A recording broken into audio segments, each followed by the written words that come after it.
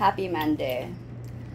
So I would like to mention about or talk about working in Hawaii from the start being here all the way now that here for 12 years. Okay, so at the beginning I'm here, of course, my English wasn't as good.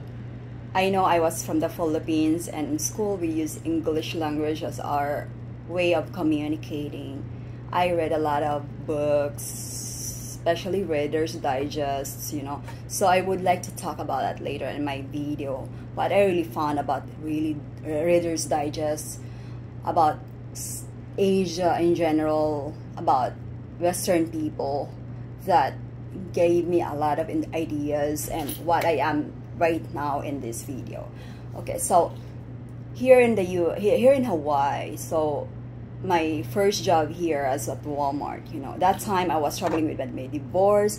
I was struggling with custody for my kids and a lot of things that I had no papers to work legally. So I was living in the shelter, grasping for my mental health, trying to figure it out if how on those prognosis that I got was all fit or anything. But I based on the worst prognosis before it gets worse. It's just how it is mostly in a lot of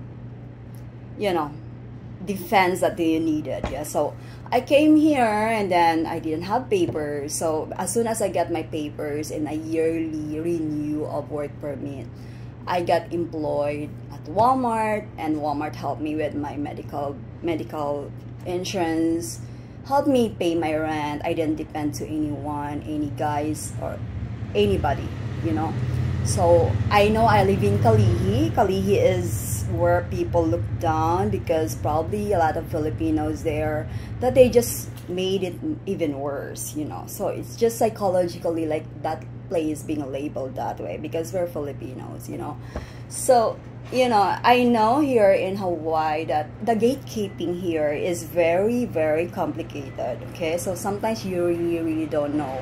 That is a part of gatekeeping. It's where a lot of Asians that wanted to be on the top. So I work at the Nordstrom Cafe as a minimum wage employee, serving soup, going to the register, going early to arrange our counters, clean up and things. And the manager talked to me that my language barriers are not okay. I mean that the language barriers was a problem. It's like, dude, I just get paid here minimum. Do you think I should apply for for better English for the minimum pay, So it's something that really I racist here, that undercover kind of thing, that insulting you right before your face, So also I work at the Japanese restaurant that when we speak our language, they actually told us that maybe we're gonna rob us, they said that, oh, maybe you're gonna speak your language, maybe, and we're afraid that you're gonna rob us, So like, what? Is it really how it works, So I also asked about why there's no restaurants for Filipinos and Japan-based what do you call this, business, and like Shirkia, like where there's a lot of Asian food there, but there's no opportunity for the Filipino people. That James, a white person I'm living with, said, oh, why we don't try to do that at Shirkia? We can do like banana leaves, like we used to do in the island. We use banana leaves that are like a plate and things. That's very relaxing. That nothing I saw that at Shirkia.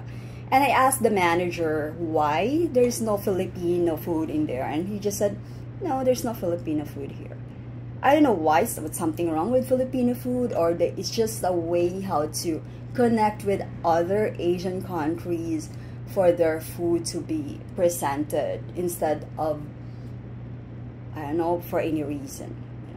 So that's what and then a lot of jobs here that you had to be fluent in a language in some, you know, Asian countries, you know, because there's a lot of Asians here, you know. So it's just so hard. Sometimes you work there, like, you know, what you get paid, and they paid better because they, you know, they speak their language.